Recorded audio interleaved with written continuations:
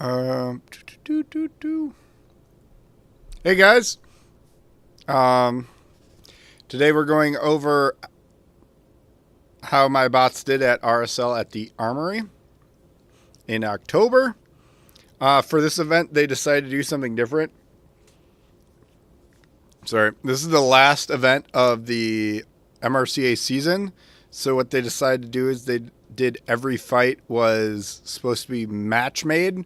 In other words, they tried to basically take whatever bot was next in the queue, and then they found the bot that was closest to that in the whatever bot was close to that in the rankings, like the actual MRCA rankings for the whole season, and put them against each other instead of just what's going on that weekend. And so going into this weekend, I didn't have any robots qualified for finals.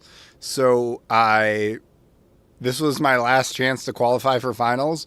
And I brought Skunk Ape since it did better than Bigfoot at the last event, I thought maybe I would have better odds of qualifying with Skunk Ape over Bigfoot. Arguably, maybe I should have brought both, or maybe I should have brought Bigfoot instead, but that was the decision I made. So I'm going to have to live with it. And then I also brought Hodag to this event. This was a completely revamped and new version of Hodag. This is Hodag version 3. If you guys tuned into my other streams, you'll have seen me working on Hodag. But yeah, this is the brand new Hodag. The first event with this iteration of Hodag. So we'll have to see how that goes. But we're going to start out with Skunk Ape. Skunk Ape is my antweight spinner that is essentially my lifter, but with a spinner on top. So it's a 4-wheel drive vert that I'm going to be doing for these first few fights.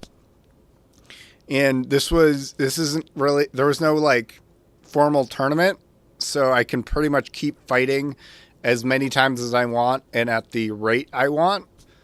But every fight will be them pitting me against whoever is closest in the MRCA rankings.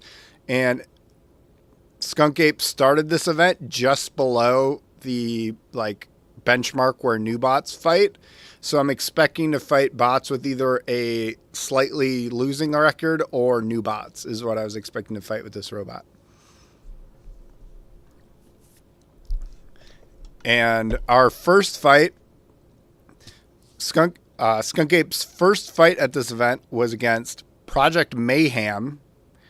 And Project Mayhem is a unique robot in that it is a full walker, and it's also a ring spinner.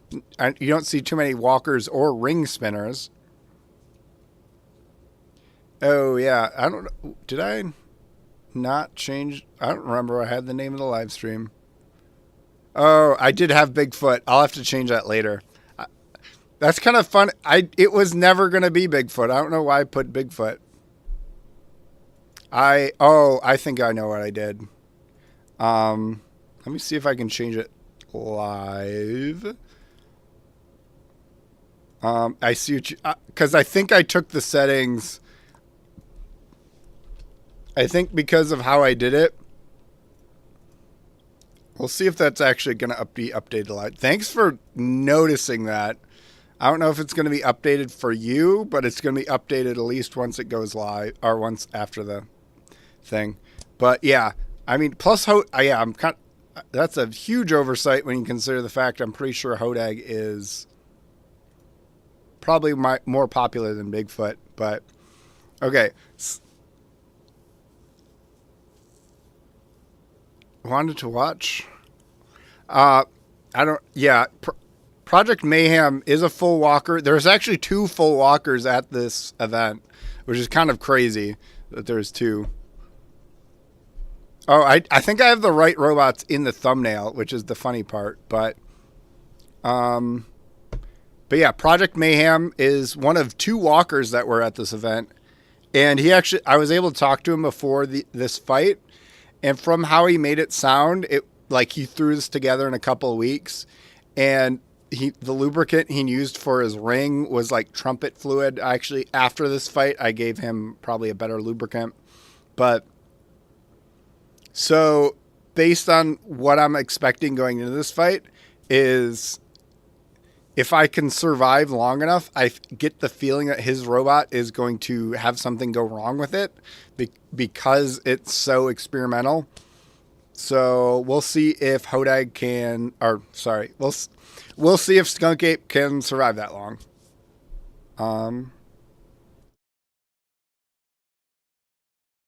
Essentially, I'm expecting this fight to be if Skunk Ape can live long enough, I think we can win this one.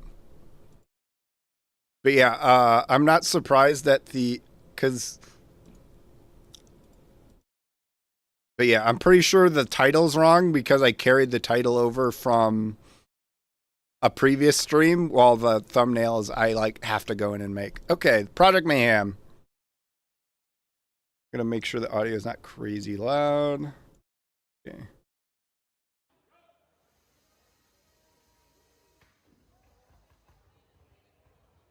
The first hit, it's hard to tell in this footage, but the first hit, my weapon stopped spinning. I did go in with the same weapon motor that I was using at the last event, so I knew it was compromised and I was willing to lose it.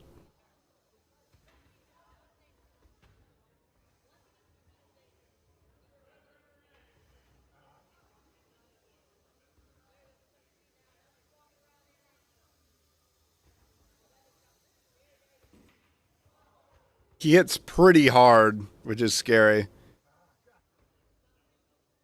And I'm just doing my best to try to stop him. There you can sort of see that even when I am able to pin him when he's not spinning, his weapon has enough torque that he'll just fall off of me, essentially.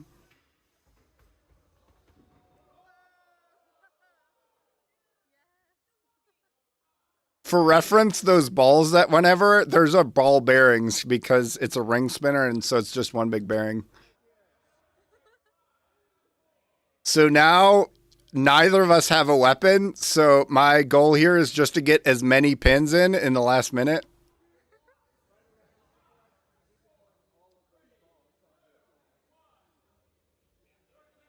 But yeah, we're just getting as many pins in. I kind of push him in the corner because hoping maybe he'll get stuck and he'll get counted out. I'm going to be honest. I was sort of tempted to go back and try to push the ring into him to try to get him stuck, but I felt that would be kind of bad manners. There you can see I thought about it.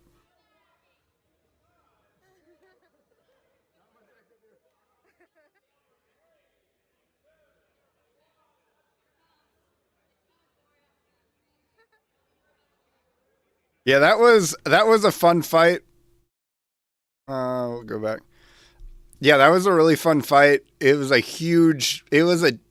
definitely a terrifying robot. Luckily, Skunk Ape was durable enough. Even though the weapon wasn't durable, the bot itself was durable enough and able to self-right to be able to keep engaging with him and basically able to outlast him. And I'm also glad that the ring came off early enough in the fight that I could just get a bunch of pins to ultimately win the judge's decision because he couldn't do much without his weapon while I could still do stuff without my weapon. And we ended up with the same amount of damage because both our weapons were down. He told me after the fight that the rubber on his little feet kind of wore off through the fight, but I don't think the judges noticed because he already wasn't moving that fast. And I pretty much had the aggression the whole fight because he's so slow. So it kind of makes sense that I won that judge's decision. Ultimately, a good start to the day. It's worth noting that because I was going here to qualify for finals, doing the math in my head going into the event, and since I could stop fighting whenever I want, I pretty much knew if I won like the first two fights, I had a chance that I could just stop fighting for the day, and I can be done and then qualify for finals. So I'm pretty sure that I just need to win the next fight in order to qualify for finals. Even though I'm not trying to win the event, I'm just trying to get exactly enough elo in order to qualify. So we just need to win one more fight, and that fight And our second fight, which will be the fight that if we win, we will qualify for finals, is against Ready to Die. Ready to Die is a two-wheeled horizontal. To be honest, I don't know much about it going into this event. I don't know if it's a scalar kit, but it's basically a pretty basic two-wheeled horizontal that has wheel guards. So we'll see how this goes.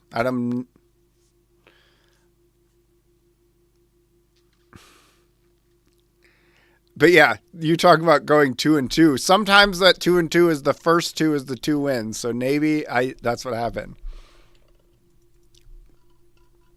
Unfortunately, since we're watching this back, I already know the result. But yeah. Ready to Die is a pretty standard two-wheel drive horizontal. Ready to Die is a pretty standard two-wheel drive mid-cutter with wheel guards. I'm 99% certain it isn't a scalar kit, and so I think my odds are good. Skunk Ape has had a pretty good record against horizontals, so I think there's definitely a way I can win this.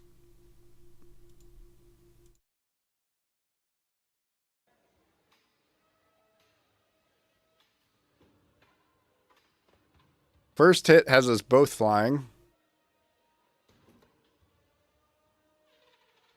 Upside down, able to self-right quickly. Still able to keep our wedge towards him. Not able to face him really easily for whatever reason. And we get stuck on the weapon. I think a big in the weapon, it doesn't quite have enough power in order to get us to any other position.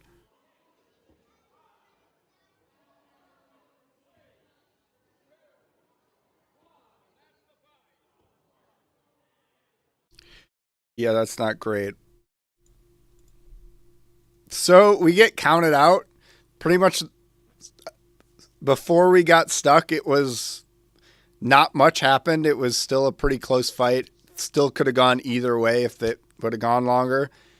And what's really annoying is that's the first time I've seen Skunk Ape get stuck like that. Like it's done up to this point. It's done how many? 5. It's done 9 fights up to this point and never did that. So I never accounted for that.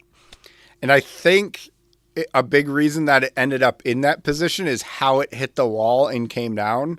I think if it would have had inertia in a different way, it's the exact angle that it hit the wall, it just ended up getting stuck. I think it is pretty unlucky that happened. Because there's only so much I can really do to prevent that.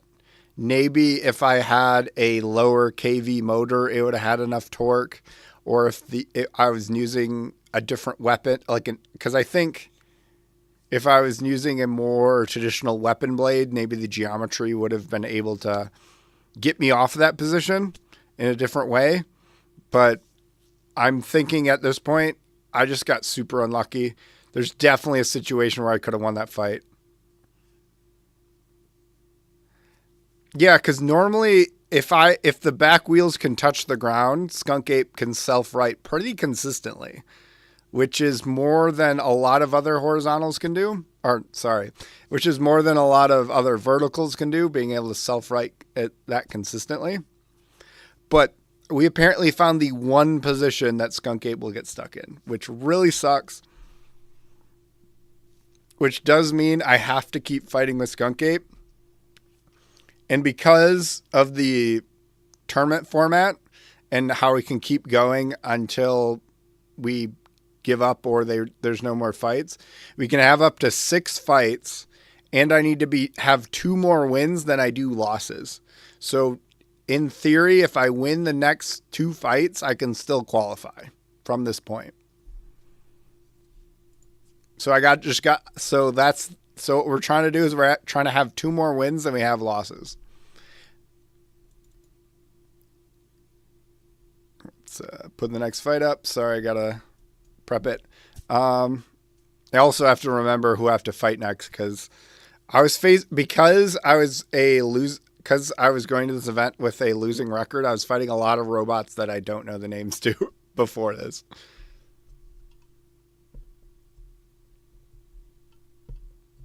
Of course, yes. The rares. I've been having a lot of Bigfoot streams. I do plan on do think Bigfoot will return, but I don't think I'm going to make major changes to Bigfoot before it returns. But our third fight is against a 2-wheel drive vert called Rut-Row. It's a wide vert. Rut-Row is a wide 2-wheel vert, so it's going to try to smother me. If I'm not mistaken, it's a hub motor for the weapon. Based on its record, I'm not too terrified of it. I think I should be able to win this one. We'll see if that actually happens.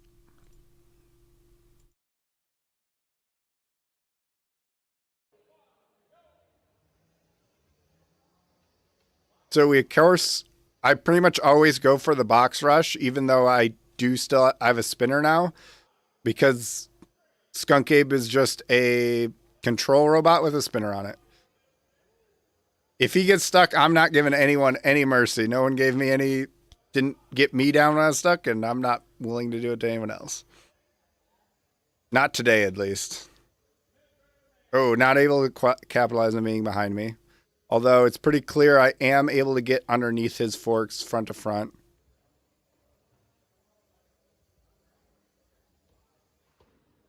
Oh, he does get a pop on me. Even though I'm struggling to get a bite on him. Gets stuck. Do want to stay right behind him for when he drops. Ooh. He does get when he does hit me, he does actually get a pop, but for some reason I can't get an actual hit on him.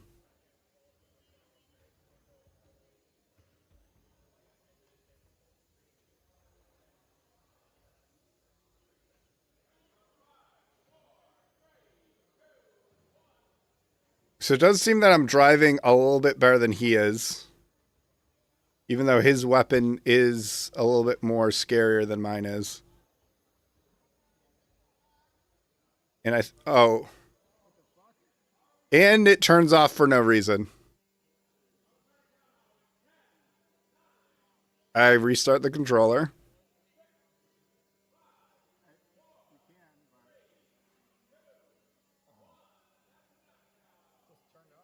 Yeah, that is not great.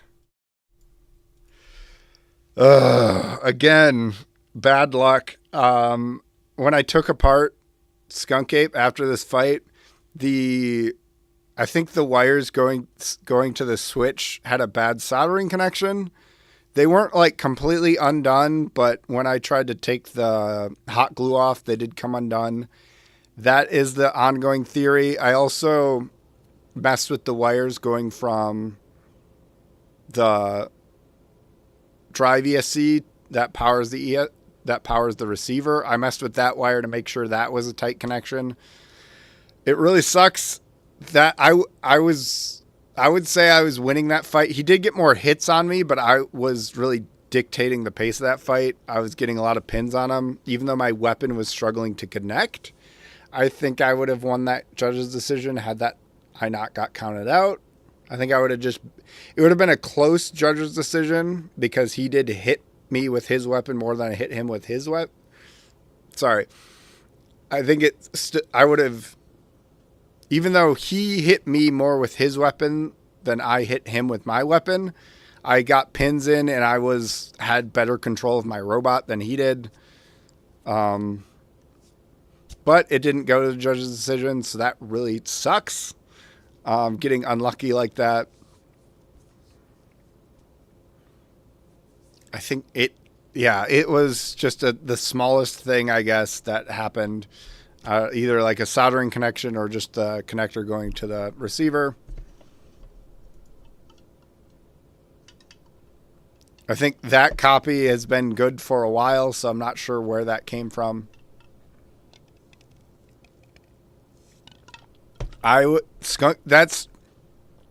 That puts us at 1 and 2, we have to dig ourselves out of a hole.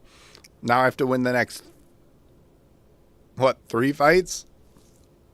Or I have to win a lot of fights to dig myself out of this hole. And so we're 1 and 2, and those 2 losses are just. I think my weapon throttle was pretty much maxed out that whole fight. I don't think, because Skunk Ape has gone entire fights with the weapon throttle all the way up, and it hasn't been, like, I haven't had the battery die. And especially when you consider the fact that I didn't get any hits on him, so the weapon didn't end up stalling out, I don't think I would have ran out of battery in that fight. Unless the battery wasn't as charged as I thought it was. That'd be the only reason I would think that it would be a battery issue. But there was there was connections that could have been the culprit when I took it apart.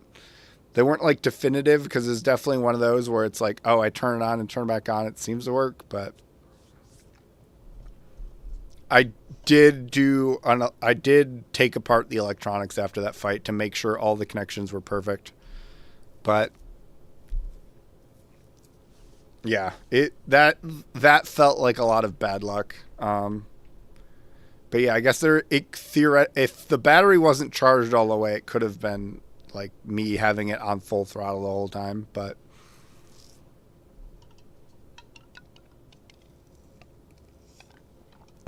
we have a lot of fights to win, or we have a lot more fights. If Skunk Ape loses a third time, sorry. At this point of the event, I just, like, if Skunk Ape loses a third time, I'm going to, like, call it and probably focus so I can focus on Hodag. Or actually, honestly, if I would have lost a third time, I might have done more fights just for funsies. But I was either going to call it so I can focus on Hodag, or I might just do another one just for funsies, depending on how much time was in the day. It actually took me a long time to actually get fights. Both Skunk Ape and Hodag at this event were like some of the last spots to get fights. Other people were going through a lot faster. I was just getting the short end of the stick as far as how quickly I was getting fights in. Because I know Hodag actually, I think dual pole got 2 fights in before Hodag got in his first fight, which I think is my biggest criticism of how this event went, was like it took me entirely too long to get our first fight in, which with Hodag sucks dick with Hodag, because Hodag takes so long to like do repairs on. I'm like, I want to get my first fight in quick so I can like do repairs, but it was like took so long to get that first fight in.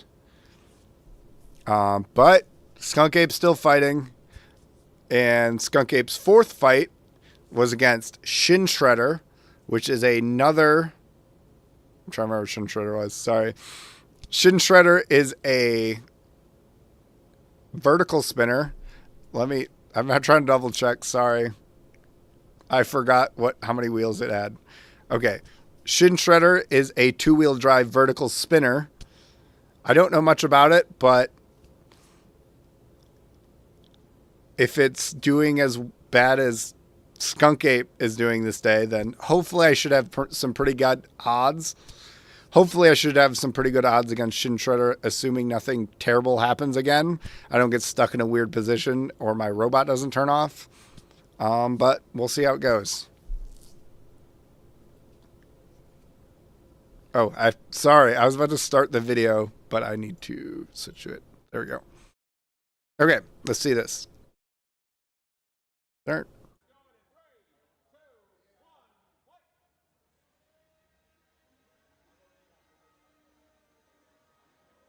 Oh, he's able to get a pin early on. Not great. Kind of awkward. Not super aggressive on either of our parts.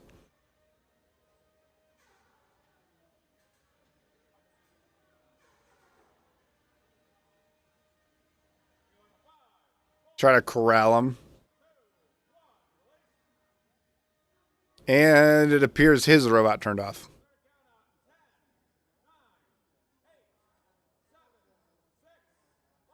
I definitely can empathize.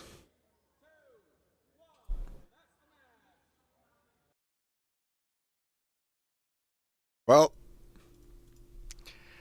I guess, you know what they say, you die by sometimes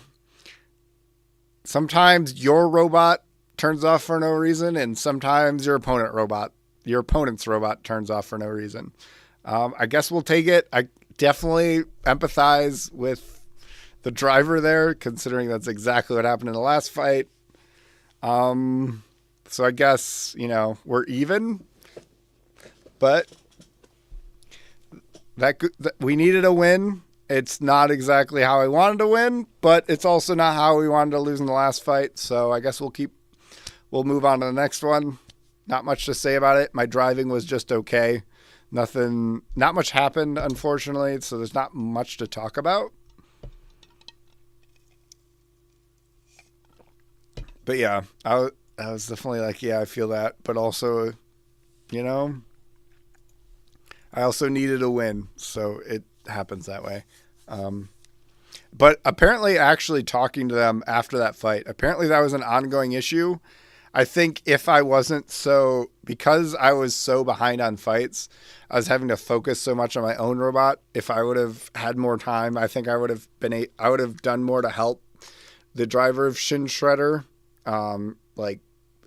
diagnose that issue. But I kind of, unfortunately, since I was so worried about trying to qualify with Hodag and Skunk Ape, I was not able to be more helpful. But I felt kind of bad I wasn't able to be. But I mean, it is what it is. I wanted to be more helpful at the event, but I definitely was. I pretty much until I gave up, until I was done with both my robots that day, I was just like, go, go, go and I was like one of the last people to end up fighting. So I was like, go, go, go that whole event. So, but we still got one more fight to go over with Skunk Ape, and then we got to talk about Hodag. And our fifth fight was against Freebird. Freebird is another two-wheeled horizontal. We've actually fought it at the last time we were at RSL, and that was also with Skunk Ape. So Skunk Ape had already fought Freebird last time we were up in Hastings, and if you remember that we turned off during that fight. So hopefully we don't turn off again, even though it's already happened once today. Hopefully we don't turn off. But I do think we can win this fight because, last time we lost through chicanery. Hopefully there's no more chicanery and we can win a fight finally.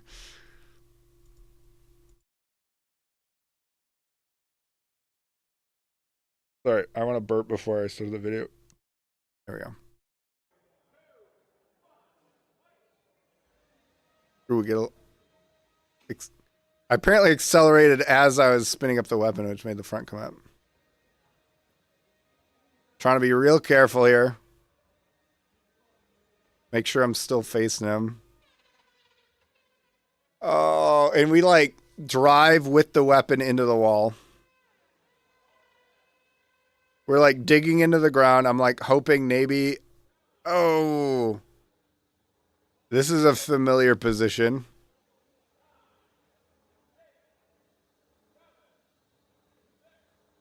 Maybe, while this is happening, I can just see the weapon trying.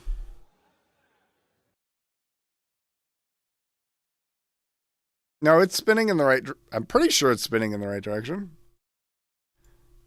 Yeah, I don't think it. I'm 99% certain it's spinning in the right direction. It just because I think because it's so flat right here.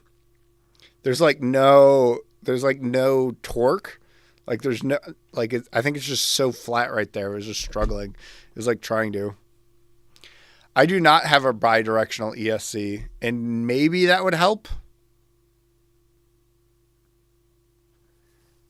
It was going back and forth when it was doing it.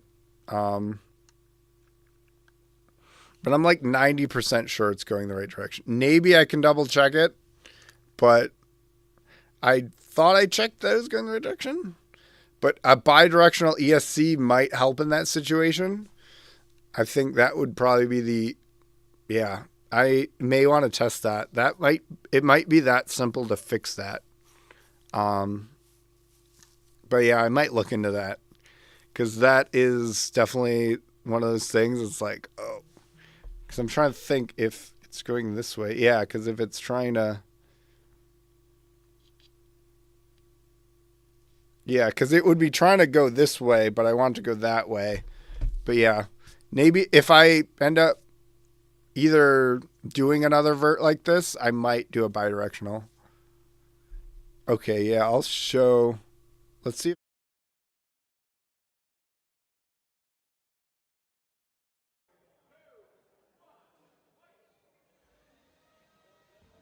Can we zoom in? Can we zoom? I'm trying to see if we can zoom in.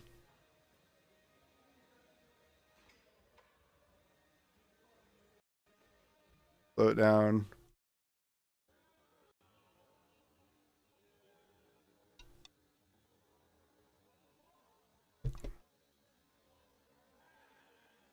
Yeah, because I remember it moving.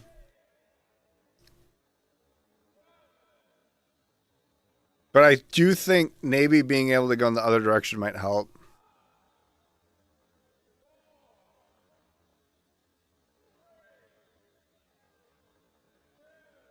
Because it's just going back and forth because it can't do a full spin.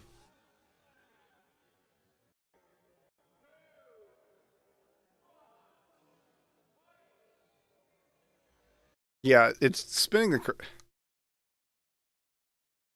Well, like, if you see at the start, which I think was when we'll be able to see it.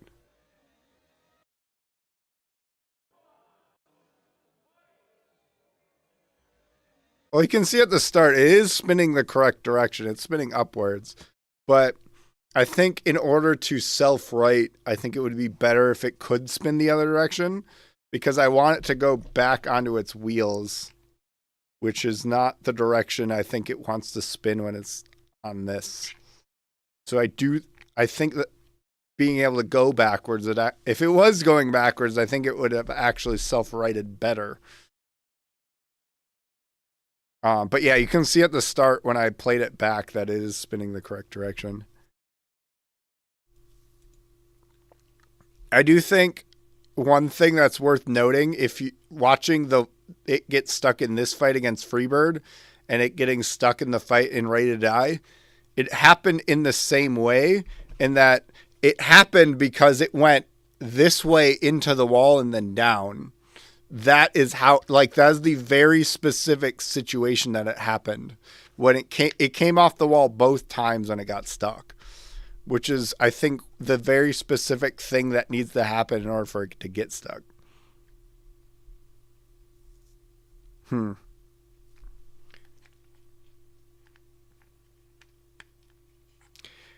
don't know. It seems I don't know, in the spin up at the beginning, it does appear to be going the correct direction. So it was at this point of the day, it was pretty late in the day that I just called it. That was 5 fights. I could get 6 in, but after 3 wins, I was kind of just done for the day. And especially when it gets stuck like that, I think like Team Slugger Robotics suggested, is it Skunk Ape?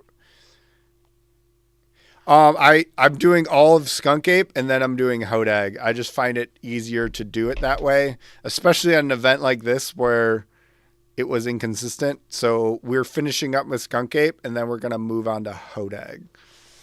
But yeah, I think after this season, I'm not gonna run Skunk Ape that much.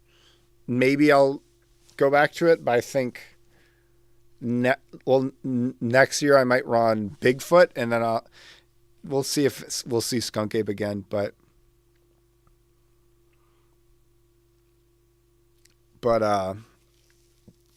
I mean, but I think if I'm gonna do a vert again, I might want to do like a 4-wheel drive vert. I might do something more dedicated, but we'll see what I end up doing next year. I just thought that Skunk Ape would have better odds of going to finals. But let's move on to Hodag because Skunk Ape did not perform how we hoped. But I also brought Hodag to this event. This is...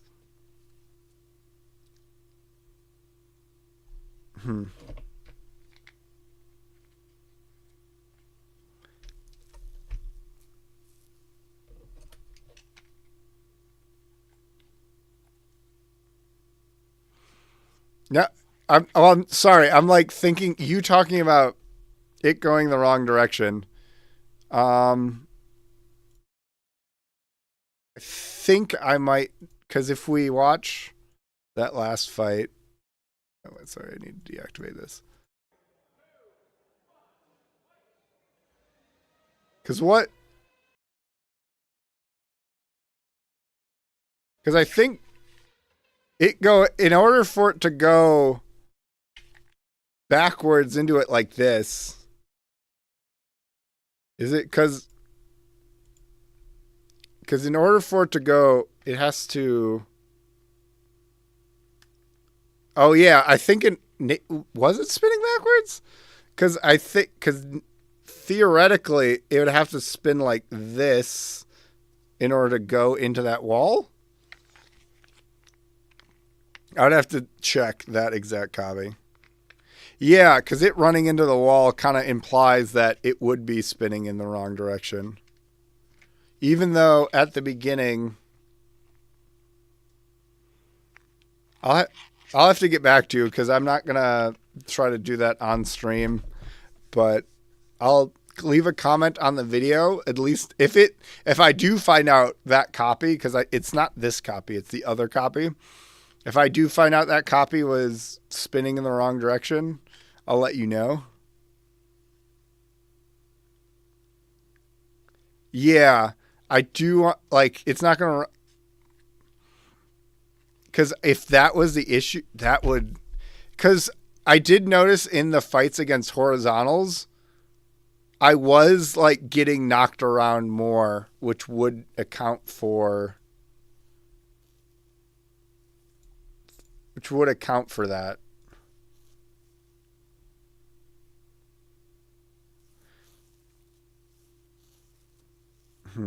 But yeah, I'll double check that after stream, but I want to move on to Hodag because that's something I'll have to look at the robot itself and circle back. Because Hodag, this is brand new Hodag. The big things I changed about Hodag was that I changed how the drive was mounted because I had it mounted into UHNW instead of TPU, so it wouldn't shift. And it would also keep the tension between the front and back motors more tight. And I completely changed how the punching mechanism works so that it works on a gear and rack instead of the timing belt like it did before. As well as some other changes to helpfully add to the durability. Again, similar to Skunk Ape, although Hodag went into this event with a positive win-loss ratio. It was at like 15-10 for ELO. If we win 2 fights, if we win 2 more fights than we lose, then we'll qualify for finals. So it's the same thing that needs to happen. So keep that in mind. With that said, it took us a while to get a fight, but our first fight was against Pobblebonk. Our first fight was against Pobblebonk. Pobblebonk is a 4-wheel drive lifter. It is a modified SSP kit. The most notable alteration is that it has these side wedges that are essentially door hinges, which you'll see in a moment. I feel like Hodag has a pretty good shot in this fight. Even though I haven't actually fought an SSP kit before, I think since Hodag has a pretty good ground game in general, I think we should have a little bit of advantage. But we'll see how it goes.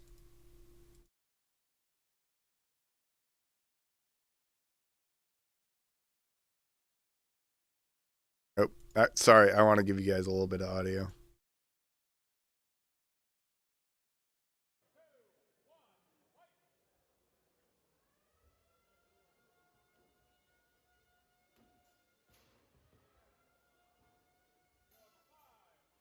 Good start to the fight. Off screen, we're able to take off one of the hinges.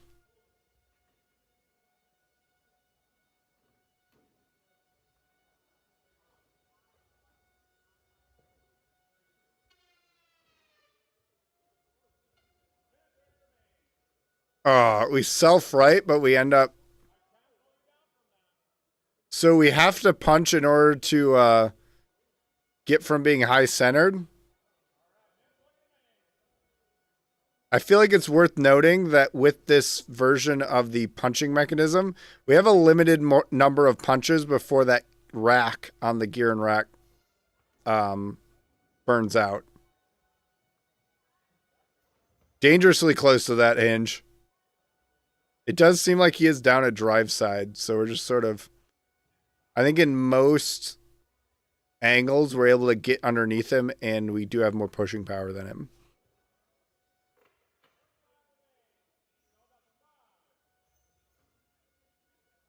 Trying to get an actual clean in.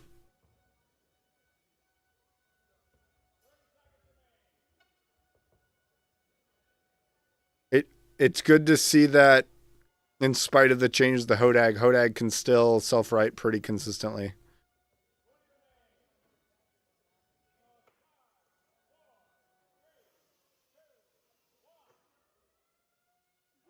We get him stuck a little bit.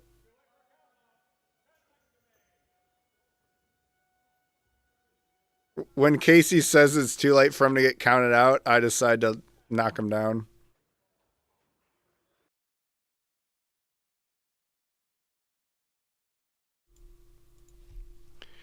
So overall, pretty good start to the day. He isn't able to get under us pretty much at all. Pretty much any time he's underneath us, it's like completely incidental. And so the forks are doing their job.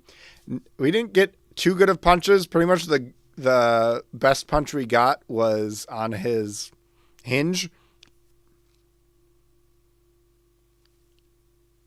Yeah, Hodag's TPU forks are pretty good because it's essentially with Hodag's TPU forks, I pretty much took the same philosophy all those little wedge buddies have, and I just used that on my robots. So it tends to work well in most situations. Emphasis on most, as we'll see later on, because we still got more fights. In our second fight, which if we win, we know we'll qualify for finals, is against Fragment X. Fragment X is a four-wheel drive vert. If you're not familiar, it is, I think, ranked like 1 or 2 in the nation right now. It did pretty well at RC Nationals last year. It is an absolutely terrifying robot, and hopefully Hodag works as well as I think it can, and we can win this one, maybe. But we'll see how this goes.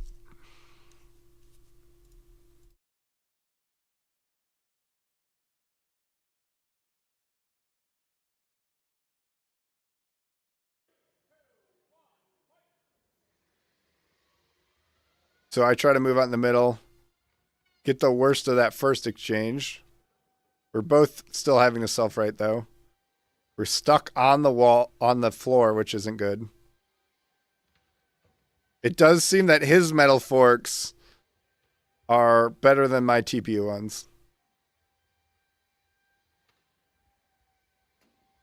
We are getting the worst of all these front-to-front exchanges.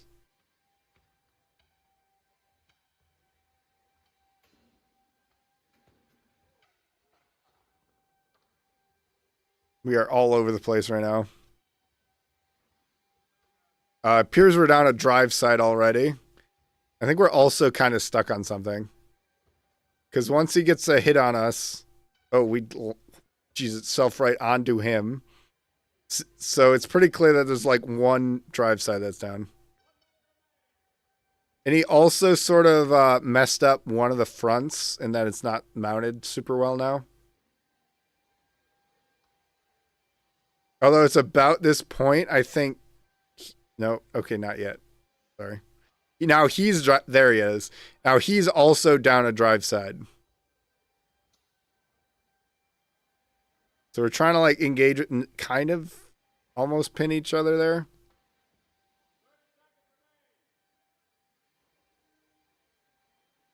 Okay, now here's what something weird happens. He gets high centered on a piece of debris in the arena. He's not stuck in the floor. And I didn't know this going into this event, but apparently they changed the MRCA rules where you get a unstick if you're high centered on a piece of debris that is in the arena. In addition to like being stuck in the arena, you get a unstick if you're high centered on something in the arena. And so there's two parts to the video. So basically what happens here is he's able to get unstuck. There's a piece of underneath him. And so they remove that piece of debris and the fight ends up continuing from there. Yeah. I don't know when they made this change, but then because he has compromised drive and the fight continues. So nothing happens. Yeah, that is a rule that, so it's kind of an interesting, I don't know if he would have been counted out I don't know if he'd been counted out if they didn't remove that piece of debris. And that was like a new thing where they did that, like where you can get an unstick for like the debris being left or for being stuck on debris. And I feel like it ended up deciding that fight. Yeah, that was a weird thing. And so it ended up going to the judge's decision. So it ended up going to the judge's decision, which we unsurprisingly lost because he knocked us around and both of us lost a drive side.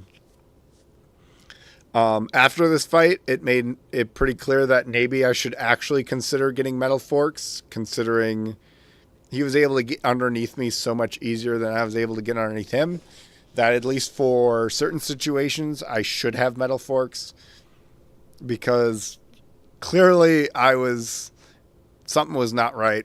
I think it was ground game really didn't do me any favors. He had way more angles on me than I did on him. Like, because I knew going into this fight, he was a really good driver and could outdrive me. But a lot of those exchanges, it felt just like when we went front to front, I was losing at any angle. And so I think changing my ground game in the front, I think could have made a big difference in that fight. So I think that's what I'm going to do in the future.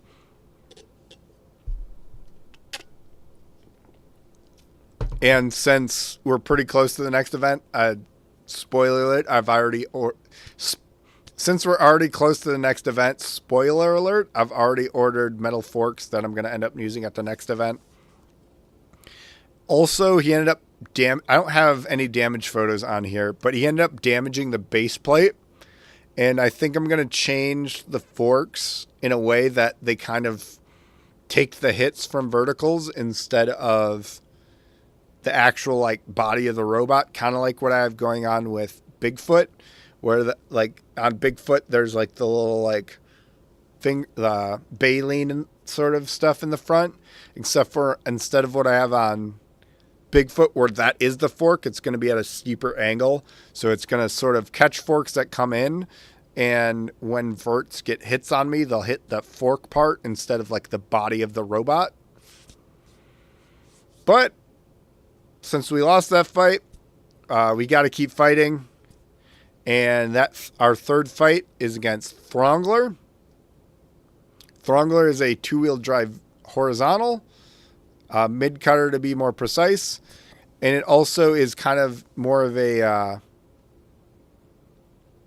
Throngler is what's known as a thagomizer robot, where it's kind of meant to spin around and hit you. So it has a wedge and forks on the backside. I'm not sure what is the front and the backside, but the opposite side where the spinner is, there's a wedge and forks. So Throngler, unlike most horizontals, does have some ground game. So if their weapon goes down, they can still try to control the fight and get pins in.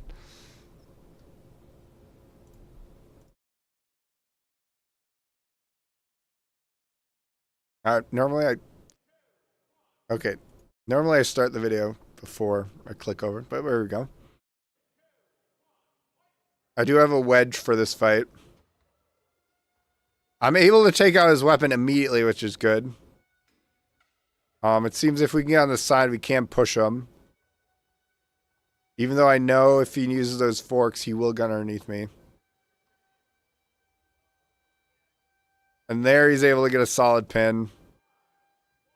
Able to push us right up onto the wall. For reasons I don't fully understand, we end up losing a drive side here.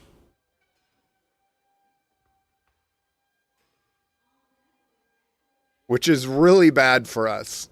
Obviously, him getting a pin, not the end of the world, but us losing a drive side and when he has forks is really bad for us. Because if it was a normal horizontal, he wouldn't be able to pin us. Because he has forks, he's able to pin us. And because I chose to have a wedge instead of forks, because I assumed his weapon wouldn't go down in the first exchange, I can't, I think if I still had a wedge, I'd be able to maneuver to the side and get pins in. But I have no maneuverability. It's every exchange is on his terms, not mine. This is not great.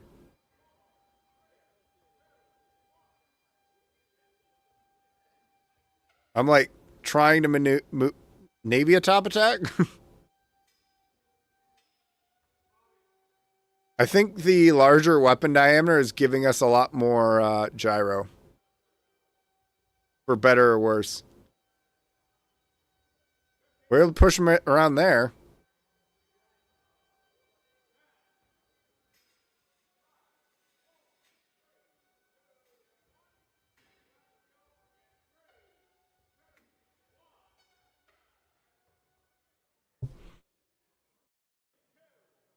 Yeah, not a great fight. So yeah, that was not a great fight for us. We end up losing that judge's decision because his weapon went down right away, but half of our drive went down. And so even though I think I ended up deciding to go with the wedge because that's kind of what I had ready because the other copy needed repairs in order to after the Fragment X fight. And so had we still had full drive, we could have gotten around to the side and still gotten pins in and maybe able to get punches in with our spinner. But since we lost half our drive, he was able to just keep pushing us around.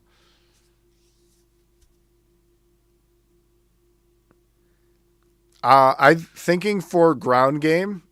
I'm thinking for the future if I do go against another robot that's similar to Throngler or maybe against undercutters that have ground game. I was going to do a TPU wedge like I have in the past, but also have TPU forks with it. Have a combination TPU wedge and TPU forks. I didn't really have this ready for this event because I completely changed up the front of Hodag in order to accommodate the Peter bar wedge that I used in this fight. Yeah, I think for this type of, yeah. I think on the surface it looks like I think the lack of drive is the bigger issue than the lack of forks, I think, but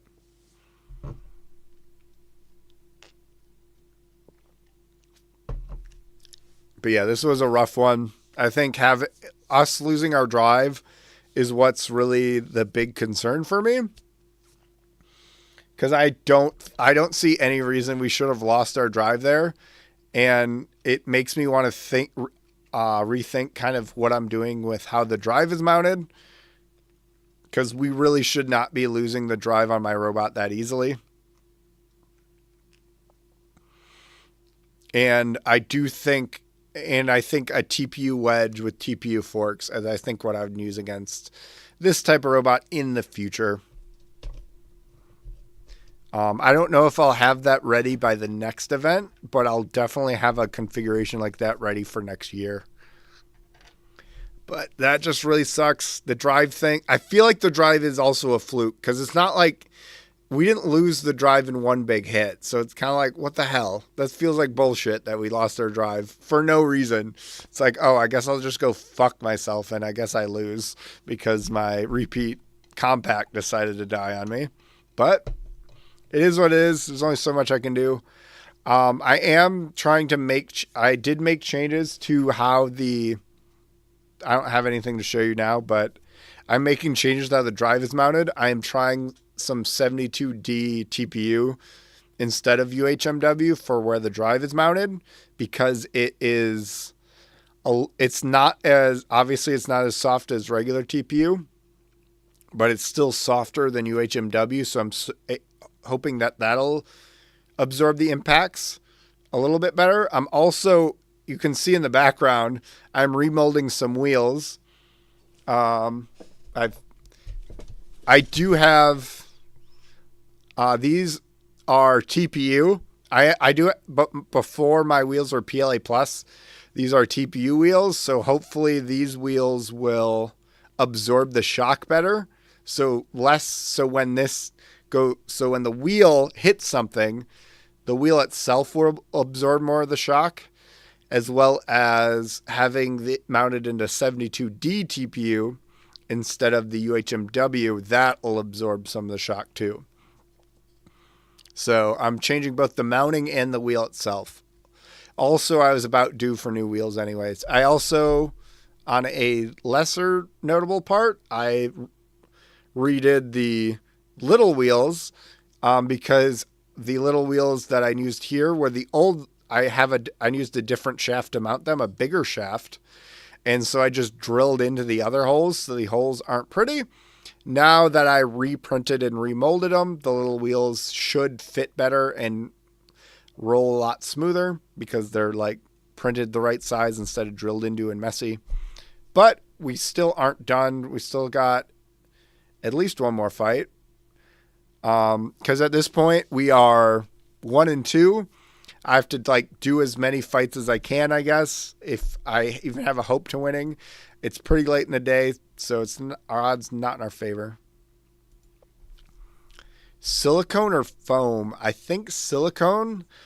I personally, these are urethane. I've always used urethane wheels, and I swear by it.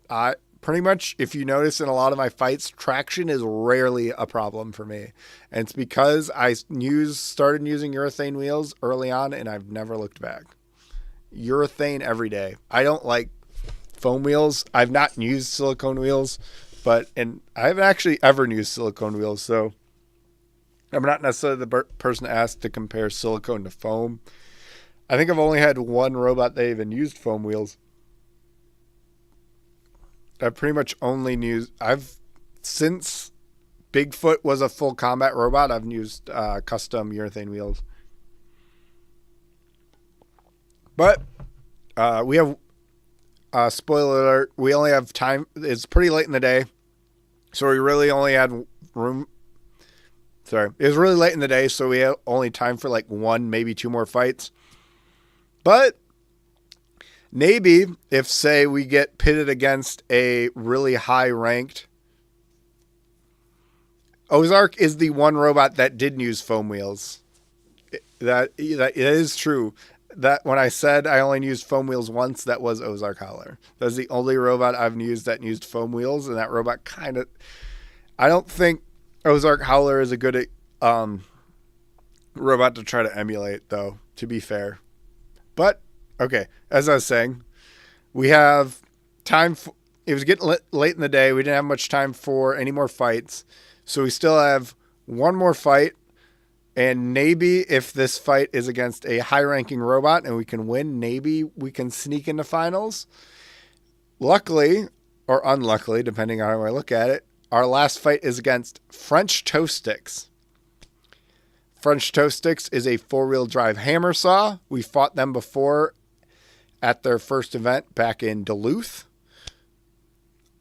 During that fight, we were doing pretty good until we ended up turning off for no reason. I say no reason. That was basically the event where I turned off in every single fight. So hopefully, maybe we can win if our robot doesn't turn off for no reason. But I guess it is worth noting that since then, French Toast Sticks has been doing pretty well, so well that it was ranked second going into this event. So our work is going to be cut out for us because he's had a lot more stick time than he did at that first event. But I don't know. We've shown that maybe there's a situation where Bigfoot can beat French Toast Sticks. So we'll see how this goes. Maybe we can have a Hail Mary.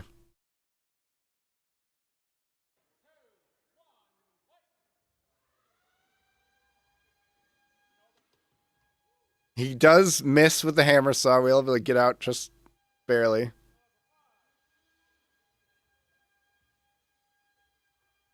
It's a lot of back and forth.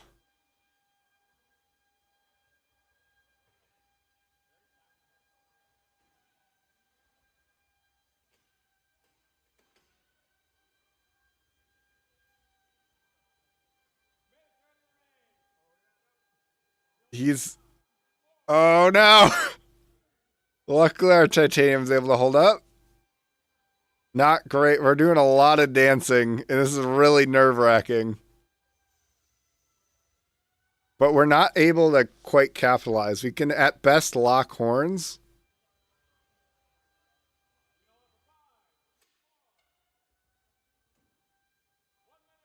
I feel like we're on the defensive this whole fight. Although we are able to get him to get some misses in.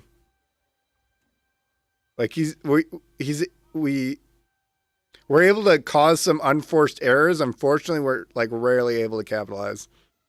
We're able to get a pin in, sort of. He has to hammer out of it.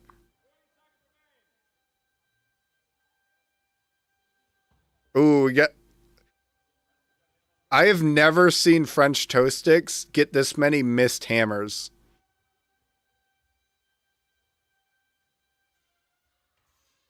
So, oh, we able to get a good, kind of good hit there. Not. He does get a hammer on us.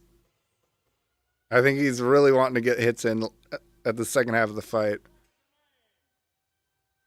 I think that hit did take away some of the UHMW on Hodag. Oh.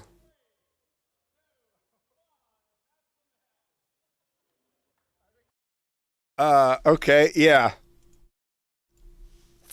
It's kind of hard to tell from the footage, but Hodag stopped moving entirely after that last hit. I don't have the top plate with me because I ended up giving it to Matt after that fight, but he hit the top plate in just the right way that I wasn't sure it happened. There was a dent right in the middle where I knew the connector was, and I was pretty worried, so I took off the top plate, and turns out that he somehow hit it just right where the spur that was in the top plate just unplugged the battery. There was no damage to either side of the plugs, whether going into the robot or going to the battery. Just unplugged it. Yeah, so it went to judge's decision since that happened right at the bell. And unsurprisingly, we lost because, one, we had no function whatsoever. The robot was completely turned off. So that alone, it makes sense that we would have lost. And he definitely was pushing us around more than we pushed him around. And he definitely got a lot of a lot more hits on our robot with his hammer saw than we did. Yeah, I don't know how he ended up, but yeah, I don't know how, but he ended up just turning off the robot. Just like precise, just like I took it off and it was like, oh, it looks like I didn't plug it in. It was insane. That just the precision, the absolute precision. I ended up letting him keep that because the titanium top plate had a spur right where my connector was. So I'm like, yeah, I don't think I'm going to use this top plate. Yeah, just right at the end of the fight. That was a great fight to watch. Probably the most interesting fight to watch that we had that day. Absolutely, because it felt like at any moment, like it could end with something going with like whatever. So ultimately, not a great day for Hodag. Although I still think this version of Hodag shows promise. But other than our first fight, our other 3 fights were against killers. Like Fragment X is an absolute killer. French Toast Sticks is ranked 2nd. Throngler, like I've never heard anyone say a negative thing about Throngler. So yeah, we had a tough matchup. I mean, I knew going into this event that in order to qualify, we're going to have to beat a tough bot. But if Hodag's drive wouldn't have died, I think in the previous 2 fights, like if Hodag's drive just stayed the whole fight, then maybe we could have eked out a win in those. But it's what's really annoying about the drive motors dying, and it was like the gearbox. I should specify that after through those fights, it was the gearbox specifically, not the motor that ended up dying. Yeah, having problems with the gearbox after redesigning the robot in such a way to prevent problems with the drive and having the drive die is really rough. Yeah, that was so Skunk Ape got super unlucky, and Hodag had issues with drive motors dying, and I mean lost in a pretty fair fight. So I felt it's hard to say which I felt worse about, how like Skunk Ape did or how Hodag did, because Hodag, at least it's more obvious. Like there's like, okay, there's something wrong with this robot that needs to be fixed. But I'm like, Skunk Ape got really unlucky. How do I mount the wheels?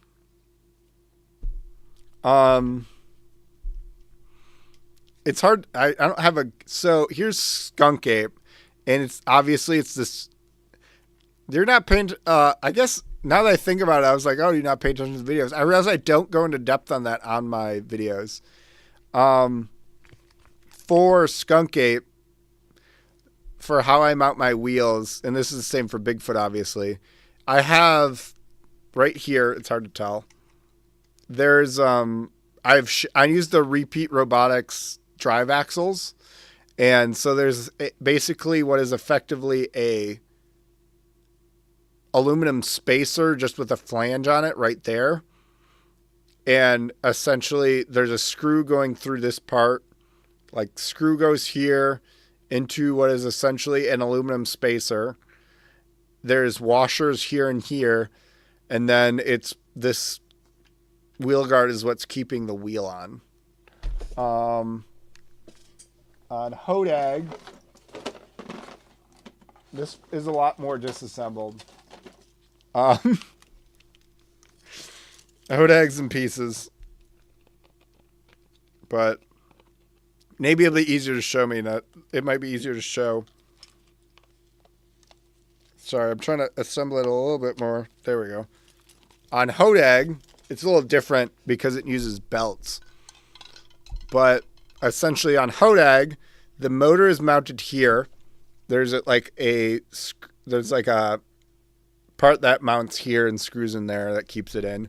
The wheels here, there's a belt that goes to this. The front wheel is essentially on a shaft, and there's like a screw Just a screw there, and then this screws into, into the side panel, essentially. The side of the robot. The wheel guard, it pretty much screws in the wheel guard. I know a lot of other four-wheel drive robots do something similar to that. I realized that on specifically Hodag, that I was wondering, I'm like, there isn't much stopping me from using one of these, just a regular spacer over this.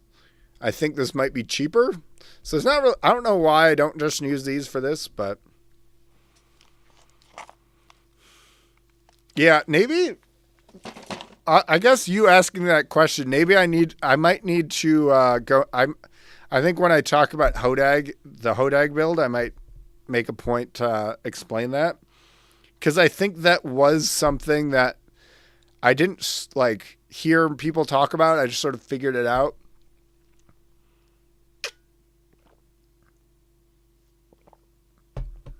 And because that wasn't always how I did it. Because Bigfoot was 4 drive motors. So those were 4 direct drive wheels. And previous version of Hodag was scuffed.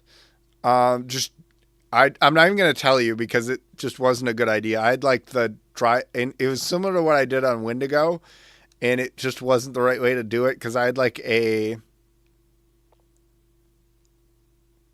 shoulder bolt pretty much glued into the side of the robot. It was scuffed. Yeah, I think people that do tandem do it very. I think how I mount my wheels now is very similar to how a lot of people do it. I'm not sure if they necessarily always do it directly into the wheel guard or if there's something else keeping it in. But what I'm doing now is not very, it's not novel. So, yeah, that was... So, I guess this is where I announced that I'm not going to be at MRCA finals this year. Well, I'll be there. I'm not going to be competing at MRCA finals because I didn't qualify. Because honestly, it was a really rough year. I'm not sure if I'm going to do a stream to kind of review the whole season, but because I spent a lot of this year focusing on Hodag, which is not a very competitive bot. Yeah. Peter publishing a reference design just went from there. Honestly, a lot of the design stuff that I end up doing over time, I kind of just look at other people's work and decide I'll take a little bit from this robot, a little bit from that robot. And honestly, like if you're making your first robot, look at, if you can get CAD of other people's robots to look at, especially successful robots, I would do that. See what they're doing, learn how everybody's doing it and learn why they're doing it before you try to flip the script and do your own thing. I had a platoon sergeant when I was in the Army that said you have to know the rules in order to break the rules. And he didn't just mean you have to know what the rules are, but you have to know why the rules are in place before you can break the rules. And I think that applies to combat robotics, even though there's not actual rules. And people are like, oh, freeing rules, you can't, do what you want. But I feel like there's unwritten rules, like there's ways everyone does something. And if you're going to do something that isn't the way everybody's doing it, you should at least understand why everyone's doing it that way.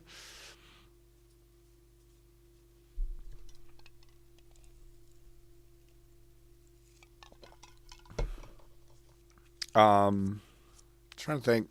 Yeah. Oh, changes to Hodag. I already talked about, I was going to change I got my hands on some 72D filament, and there's a few rigid parts on Hodag. I'm not changing any of the TPU parts with 72D TPU because 72 DPU is too rigid. So I didn't mention this, but in the fight against Fragment X, the punching mechanism actually went down. And the big reason is because he messed up one of the fronts. So one of these, it's not this one. It was like damaged in a way that this was no longer mounted. And since the linear shaft goes into the front of the robot, it was no longer able to punch. And this part, this is what holds in the motor for the punching mechanism. So this part that I'm holding right here, this U shape, is what holds, this is the motor for the punching mechanism. This broke. Like this part broke and just snapped because it was made out of PLA plus. I'm going to print this out of 72D TPU. So this will be a little bit more rigid and I'll take impacts a little bit better than the PLA plus will. And like I mentioned before, the sides, that all of those shafts that I just showed you to explain the drive, this is now going to be the 72D TPU because it'll be absorb impacts a little bit better than the UHMW. The UHMW wasn't the part that was breaking, but it's to absorb the impacts for the motor, not for itself, if that makes sense. That way, hopefully I'll break fewer gearboxes. I'm not sure if I can't think of any other parts I'm replacing this with, but I might try it also for some of the parts for my ants, but that is later because I'm not running any more ants for the rest of the year because I've only the one event at Purdue. I mean, if I get the chance, I would do the thing is, the Remy is the one that I would have to organize that with. And Remy hasn't really been running Mud Skipper that much. So, I mean, like, if I got the chance, absolutely I would do a grudge match against Mud Skipper. But that's an if that I don't think is ever going to happen because he isn't running it anymore.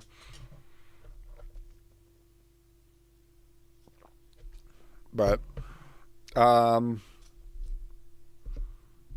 anything else? Oh, I designed metal forks. I designed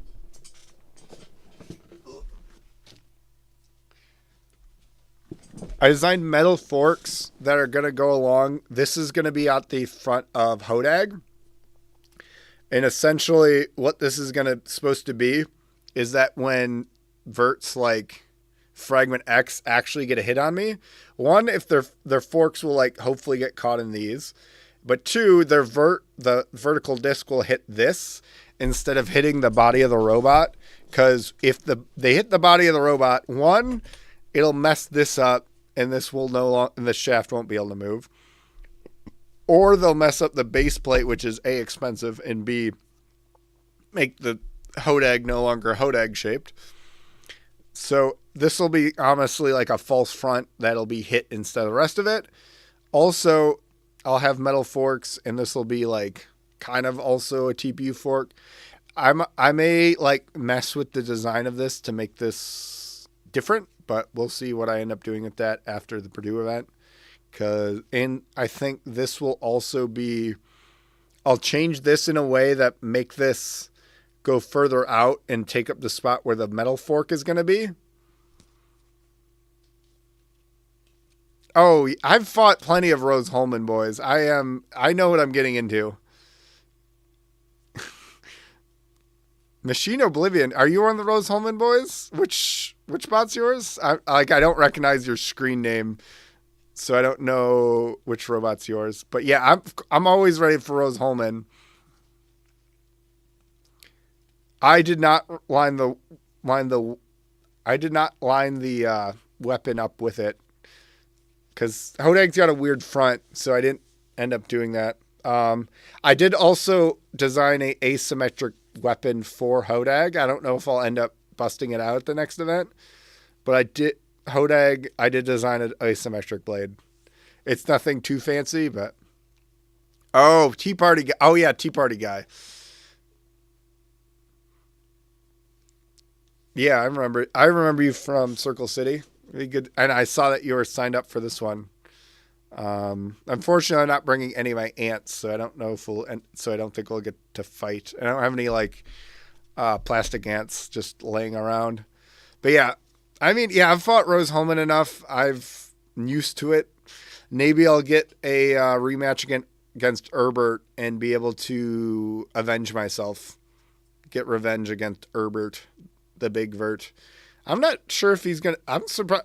surprised he's deciding to go to that event because he's going to be at finals the week before. But I guess that means he'll be used to driving it, so he'll be fresh. And maybe I'll get a rematch against Tropical Trouble, which is another robot that kicked my ass. Actually, no. Herbert didn't kick my ass. He barely beat me. Tropical Trouble kicked my ass when I fought him, but that was in St. Charles by St. Louis in Missouri.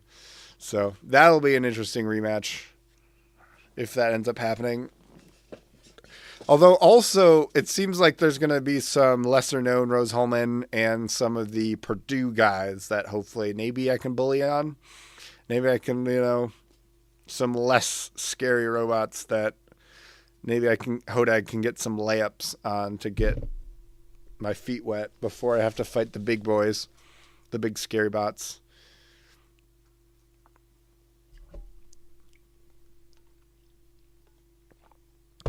But yeah, the wheels are I think the biggest change in how the mounting of it.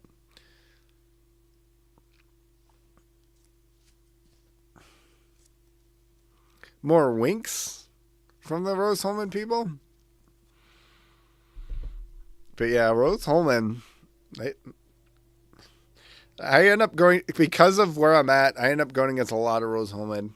Not as many as I think other people, because don't go to Indiana as much, but for some reason I've been to Indiana more this year than I have Michigan, because I know Michigan has normally more events than Indiana, but yeah, Rose Holman, gonna be not excited to fight them. But I noticed, I don't know if you guys noticed, but Ian, I don't know if he still goes to Rose Holman or if he graduated, but the point is that he had this robot. It was in Chinese characters that meant moon rabbit, that he had signed up for RSL October, and he also had it signed up for the Purdue event, but he dropped both of them out last minute. And I checked this week and he didn't have it signed up. And I'm like, what robot is this? Like, because the picture has nothing to do with the robot. The description has nothing to do with an actual robot. But Ian's working on something. He's working on some chicanery that I know I'm probably going to have to fight at some point. I've fought Ian a lot of times. I think I've fought Ian more than any other builder, if I'm not mistaken. Maybe not any single robot that most, but builder, I think I've fought Ian more than anyone.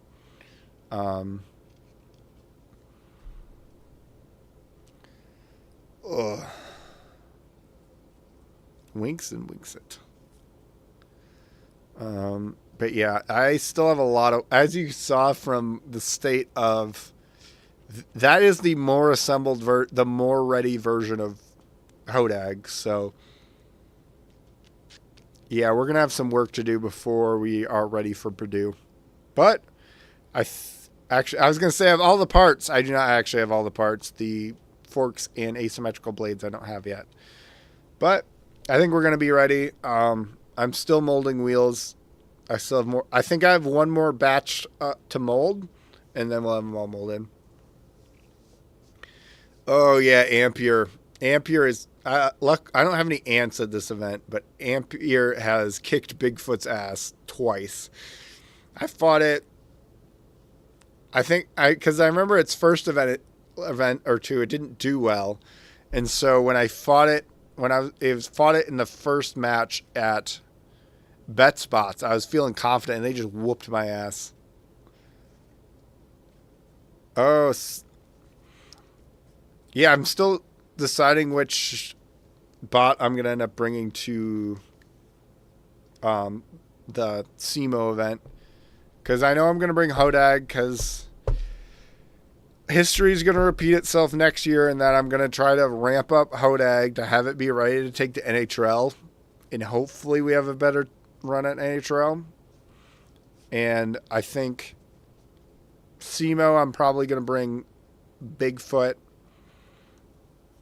Going to be mostly the same. I think I may make some adjustments to the forks. to have the ground game on lock on Bigfoot. Oh yeah, I was the first one to fight Adam. When I the first jackalope, when I made that plastic ant and made that video, the first fight was against Adam, and I remember he was talking on Reddit.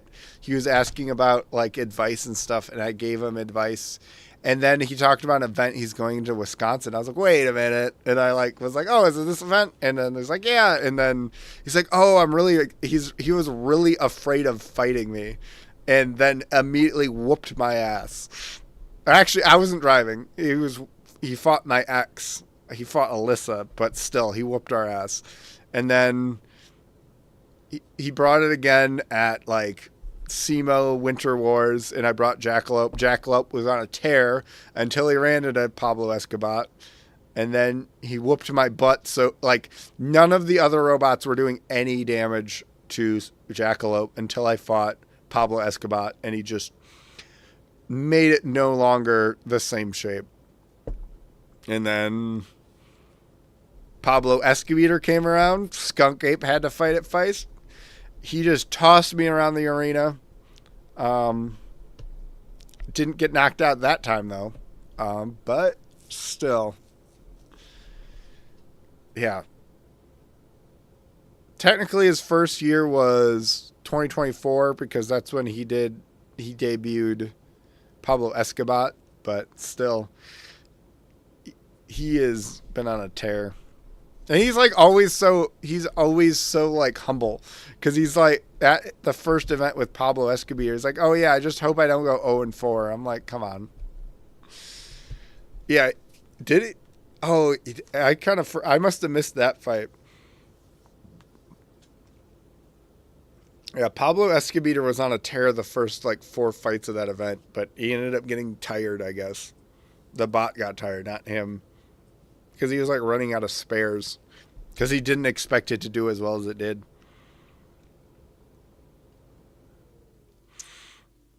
One of these days I'm going to beat that guy. One of these days. Yeah, he's a nice guy. I've met him on many occasions. Today was just not the year for me. I had a whole bad year. The best event I had, I think, was Hodag at SEMO in St. Louis. I think it was my best event this year when Hodag got second.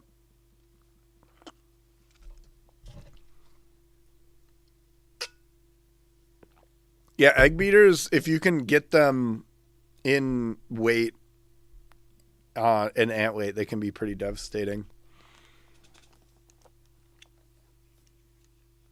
Because yeah, he definitely put a lot of effort. You can tell he puts a lot of effort into his bots before they even see the light of day.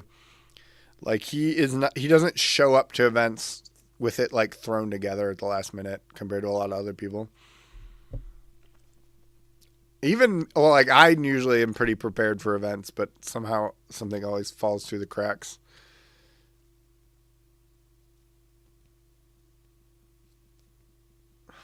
Yeah, I mean, it's kind of interesting because I don't feel like Bigfoot had a rough year because going through some big growing changes and me kind of putting on the sideline.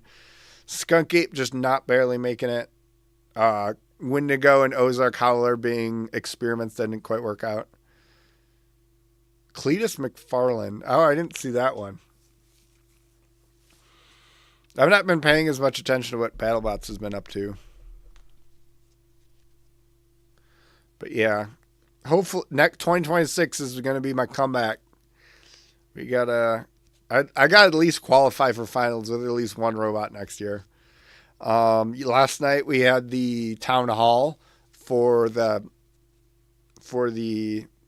finals and whatnot, and it was damn, this is kind of a bummer not to have my bot called out. But I mean, to be honest, I guess the possibility of not being there is what makes, when you are getting called up and being singled out as qualifying for finals and being at finals, is what makes it worth doing, you know? If everybody just got qualified, then it wouldn't be exciting. Oh, that's what I think I saw that video on my feed on YouTube. I was like, what is this Temu ass Hypershock? Oh, it's a reskinned Hypershock. Okay. I may have to check out that video because I did see that BattleBots did post that video. I was like, what is Temu Hypershock doing?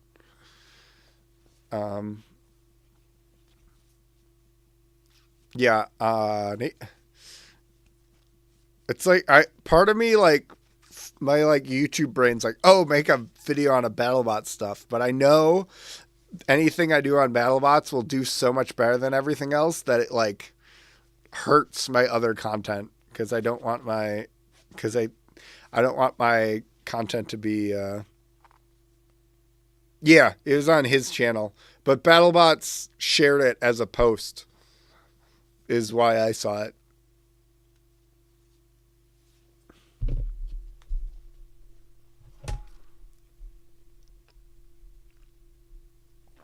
But honestly, like, I honestly would have rathered it be a knockoff of Hypershock than a reskinned Hypershock. You know what I mean? Because it's like, oh, I like, because if it's just Hypershock but not, it's like, oh, you're just like, that's like, yeah, it feels weird. The idea of it being a robot I know. Bigfoot tribute. I don't have Bigfoot. I guess I mean, I'd have to throw it together. I might be able to. Especially because I changed stuff about Bigfoot tribute. And so a lot of those parts aren't like good anymore. But in theory, I could throw together Bigfoot tribute. It would probably do better this time around because it actually works. But ugh. But yeah, I definitely need to do something. I should do something like that. That would be... It would probably be prudent to try keep getting stick time with Bigfoot since I'm not giving up on Bigfoot. At least not yet. Because I don't know how many of you were here last week, but watching back the footage from last week and the week before, I was like, wait, Bigfoot was way better to being good than I thought it was. To the point that maybe I should have brought Bigfoot to the RSL October event to try to qualify. It might have done a better job than Skunk Ape did, because I know Bigfoot, if the flipper still worked, wouldn't have gotten stuck like that. But yeah, the main reason I might not bring another robot is because I don't like using parts for my ants that like aren't because Purdue's not a like qualifying event. I'm like, I don't want to use those like antweight parts, but I still need to get info on Hodag. I don't know, like we'll see. I have considered bringing a antweight robot to the event, but I'll look at the what's it called, the list, and maybe I'll change my mind before the event and try to throw something together. I mean, I could, the lowest effort thing to actually do would be to bring Skunk Ape, because Skunk Ape, as we just saw, didn't take much damage at the RSL event, so Skunk Ape could probably just be thrown in and do halfway decently.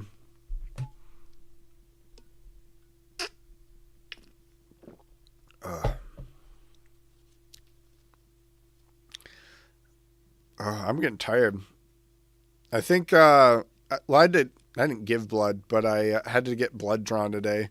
And then my coworkers wanted to do a happy hour at the bar before I came here. So if I have been slurring my words, that is why. Had to get blood drawn, and then, well, the blood draw was in the morning, so it wasn't that much blood. It was only like 7 vials, not like as if I had donated, but tired.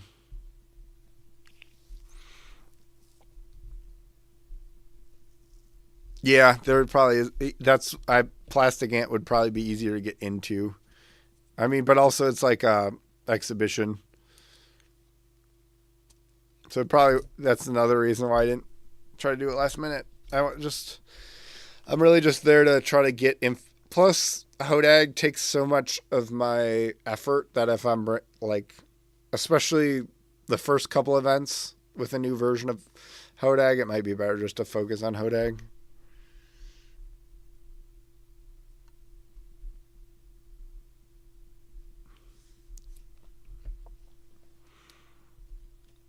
Yeah, I mean, Scalar Kit, I do think the Scalar Kits are like good, but it's all, I do see how Scalar Kits are boring because it's just like, maybe it's because I'm like very much like a control bot supremacist or whatever. Like I like to, like if my weapon goes down, I want to be able to still do something in a match. Because I feel like with weapons that are like scalars or basically your standard two-wheeled horizontals, it's like, oh, your weapon's dead. It's like, oh, we're just gonna either, especially if they're like both like that. It's like, oh, we're just gonna see two bots kind of drive into each other for a bit. Because like there's been some interesting control v control fights, but like it's always funny to see two very kinetic weapons just go against each other and immediately break, and then they're just like, oh, we're just gonna watch two.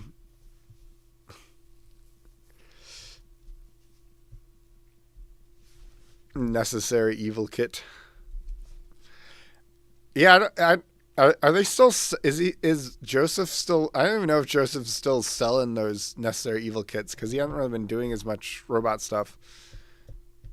I mean, at least with a necessary evil kit, you could slap like I feel like you could modify a necessary evil kit in a way to make it more interesting. Like you could do what I did. You could like buy at least with a necessary evil kit. I don't know how much it weighs, so I don't know like what the weight allowance is, but you could like, I don't know, make some uprights, slap a finger tech weapon and a 2822 on it and make it into a vert if you wanted to. It's basically do what I did with Skunk Ape to a necessary evil kit. If you really want to be fancy.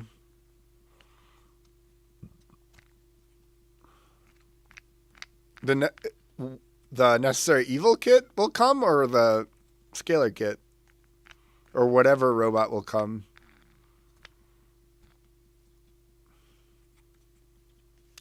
Because I feel like at least with a necessary evil kit, there's at least more you can modify to make it your own. Because a scalar kit, like, it's still going to be a scalar shaped robot.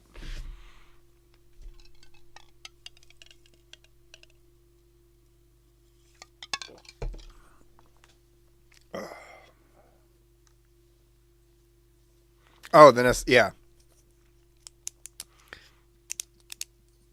The necessary evil kit. I have to double check.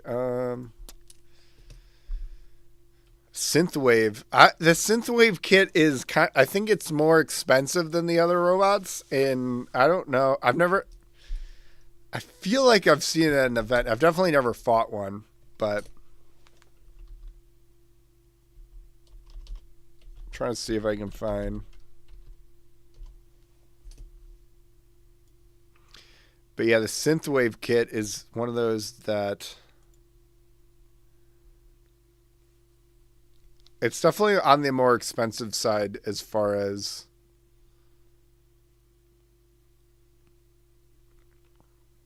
oh, so it says 2.8 still exists.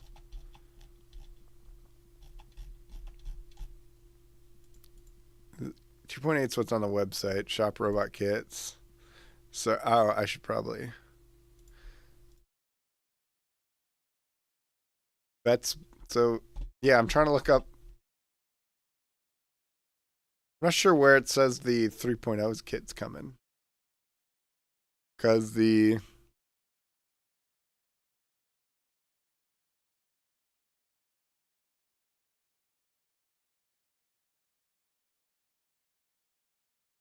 I mean, but I don't know if a synthwave is as good as a custom beater bar, though.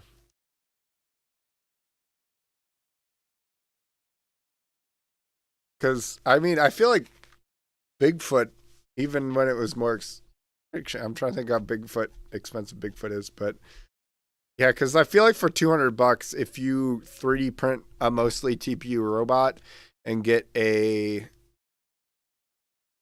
like, what am I trying to say? And get like a stock weapon, you can easily get a robot for like $200.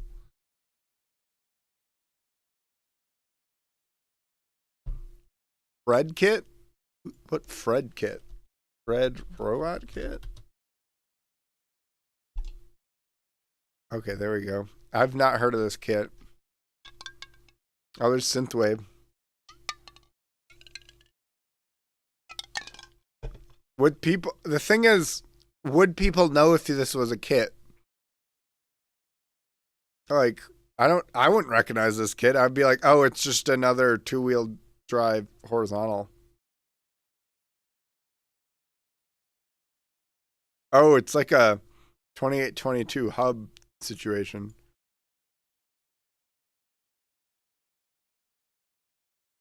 It's got a 3? Almost uncontrollable. Not great when your only review is the 3 stars. Handmade. Or made by Max. Etsy. Yeah, Synthwave. 500 plus.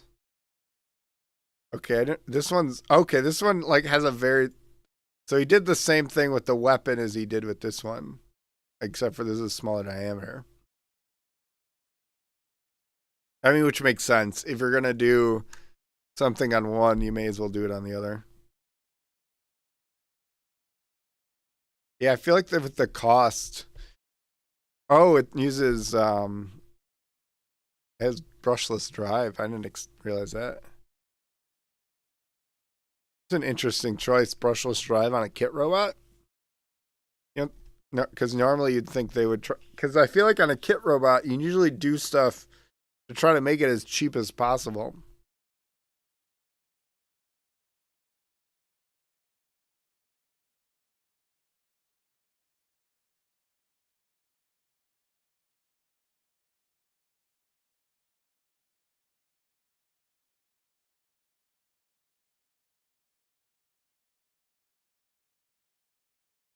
Yeah, I even out. How I gotta look up an outrun kit.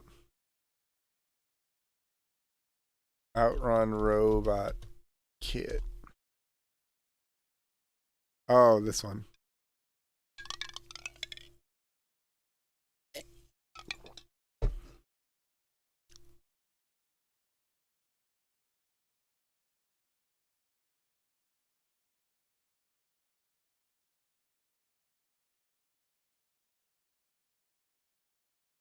Where's this guy out of?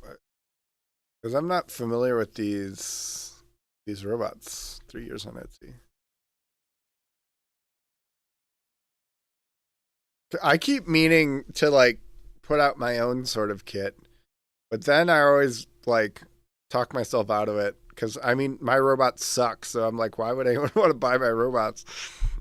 I clearly can't win with mine. Tennessee, okay. Because I was like thinking maybe I would see these robots if I was where he is at.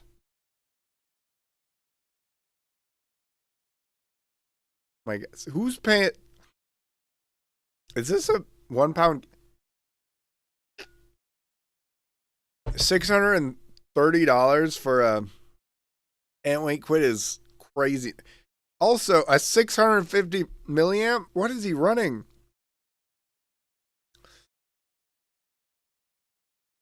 Yeah, I've literally started working on one. I never did. Wait, it is a beetleweight. Oh, so this is okay for a beetleweight quit. That's okay. This is a beetleweight, which isn't okay. $630 for a beetle. I think I saw antweight when you're talking about this. Okay, it's a beetleweight kit. I'm dumb.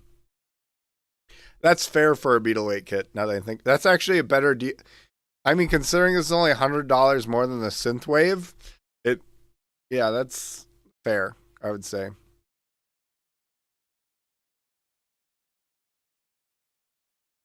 I if I ever try to make a kit, it would, I think affordability would be the like a main concern, or like it would be a primary concern if I tried to make my own kit robot, because I feel like once you get to a point where you're spending, say, the people that are willing to spend $500+ on a robot are more likely to just make their own custom robot. You know what I'm saying? Like me designing my own robot and making it $500 is different than me buying a stock robot for $500. Like I don't like you get the thought process, because like the more money, the more into the sport you are, the more like invested you are to spend on it, and the more invested you are, the more like you're just to do custom. This is why there'll probably never be like a 12-pound kit, because that would make no sense. A Bigfoot kit, I mean, I guess from a branding perspective, that'd be good. I'd have to make it. I think if I were to do that, I'd probably make a more cost-effective version of Bigfoot in order to do that. I would probably make it slightly worse, and everything that would make it worse would make it cheaper and easier to build. And I think if I were to do the weapon, I couldn't. I would have to like basically go back to old weapons for Bigfoot. I couldn't do the weapon I have now. I think also the weapon I have now is not reliable.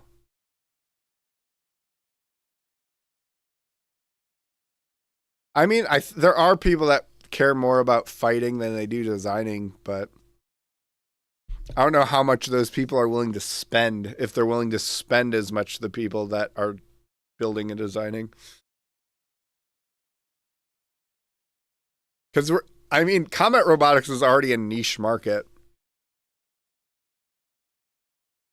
We're getting to like a subsection of a subsection. Because if you talk to pretty much any builder, they'll be like, "Oh, kit robots are where you start," and where you start is often like, what am I trying to say? Where you start is generally like cheap. Like most people don't recommend spending a bunch of money, early on. Which is probably why I don't think too many people are buying synthwave. But you see a lot of SSP kits, because SSP kits, I mean, maybe a beetleweight kit. Maybe there's a market for more beetleweight kits. Because I don't think I think I also worry that ants might be saturated, but we'll see. I don't know. Maybe I think now that I think about it, maybe if I made a Bigfoot, like I'm trying to think like a knockoff, like a Bigfoot, but for the public, because I feel like Bigfoot now is too design. It's like I did not design Bigfoot for like public consumption. It's not user friendly. Doing is a full kit. I didn't know Seth was doing a new kit. Last I heard, he was working on new like. Oh yes, no, that's a lie. I did see his new video on his kit, because he's working on a like an. He also is talking about his new like beer, not beater bar, drum. Like he's working on that drum. I watched a whole video on it, but I forgot. Yes, I do know about his kit. I saw that video. Yeah, I think I saw more people at the last event. I think also at the October event, I think I saw at least one scarab. It sounds like he's still got a lot of kinks to get out of it, though. Although, I don't know, maybe something like that would be able to get me to make a beater bar situation, or like, no, a drum situation. But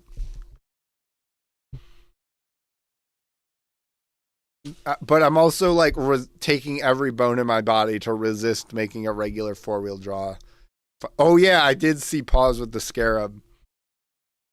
It was kind of interesting.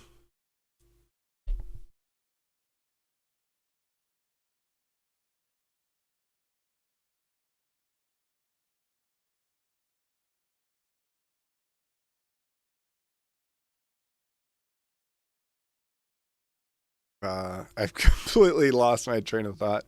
But yeah, the scarab is I feel like that is definitely an ambitious thing to try to make a consumer product for. But I feel like if we're being honest, like enough like beater bars and drums are not like unique enough. Like people just kind of do the same geometry, and a lot of people do geometry that's meant to be as cheap as possible already. So I guess making a consumer version is not super crazy in my idea.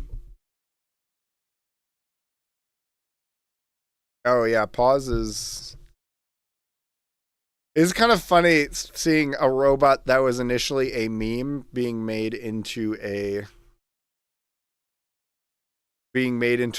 to be made into a competitive robot. Like, wait a minute.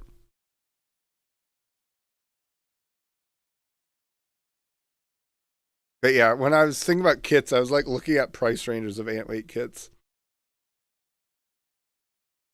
And I think it would be have to be modular, but then sometimes I keep telling myself I'm like I'm like competing with a more always more with more established stuff. But also like who is spending $300 for the like what is effectively like a joke robot? This is a 1 pound robot?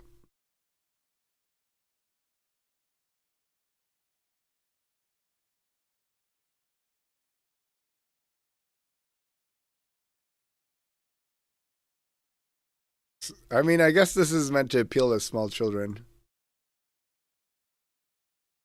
Turnabout kit? Yeah, I mean turnabout kits. I mean for they're like fairy weight kits. Or the are wait, are these one? Oh no, they're 1 pound. Yeah. I mean, I think I was gonna start out with before I like try to sell a kit, because that would require sourcing parts. I would make it I definitely have some designs for free online for some like plastic ants. Or at least one plastic ant. I just have this bad habit of making robots that are entirely too difficult to maintain, and then I change them too often, which changes everything. A melty brain kit? That is a choice.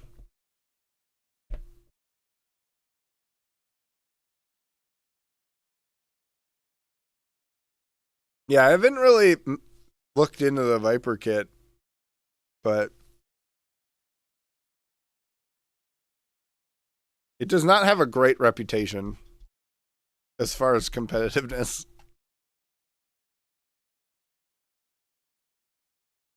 Oh, it's more synthetic.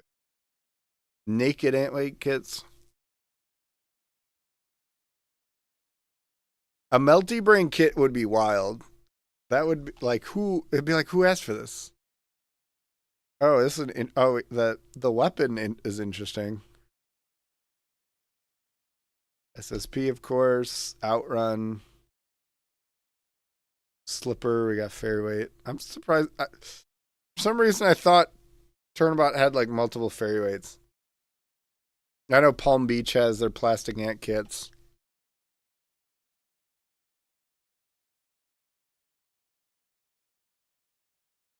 It's like, are these? This is a full combat. Are you trying to tell me this is a full combat robot? It's fully painted. It comes painted. Feels like a weird expense. Like for to give like to sell to people, it feels like a painting feels like a weird expense.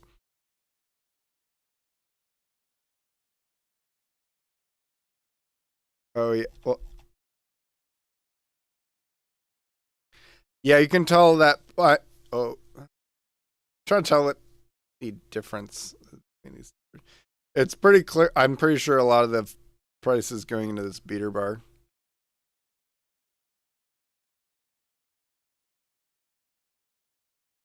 Yeah, all that price is that beater bar, for a lot of it, I imagine.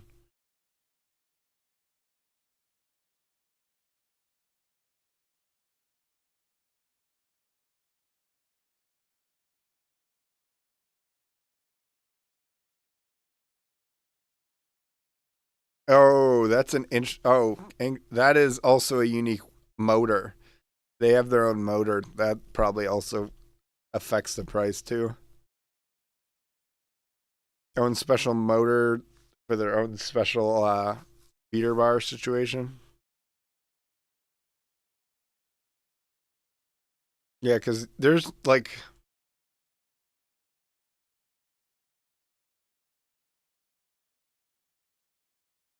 I'm trying to think like what does this come with? Could you use this to make your own hub motor?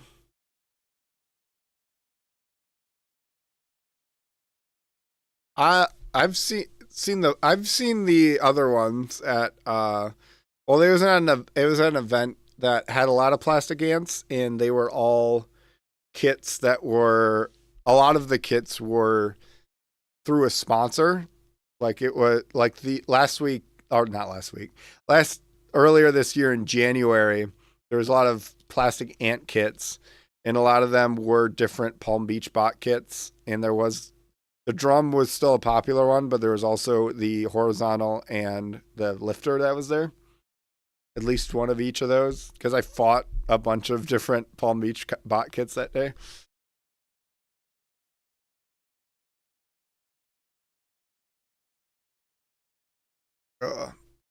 We're hitting the 2 hour mark. I think I'm gonna call it pretty soon. I'm getting pretty tired. Almost bedtime for Bonzos, but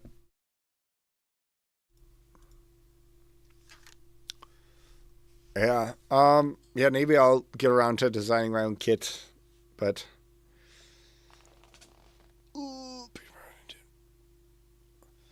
yeah. Well, I'm calling it for the night. Thanks for tuning in.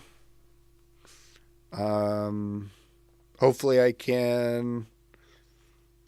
I think next week I might do a stream related to finals. We'll see if I end up doing that or if I decide to do CAD.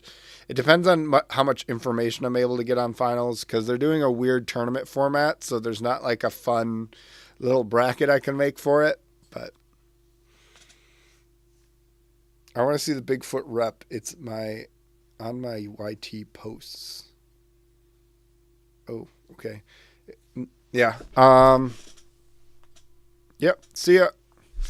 Yeah. Next, I'll be at MRCA finals, but the next event I'm competing in will be Purdue. So I'll catch you later.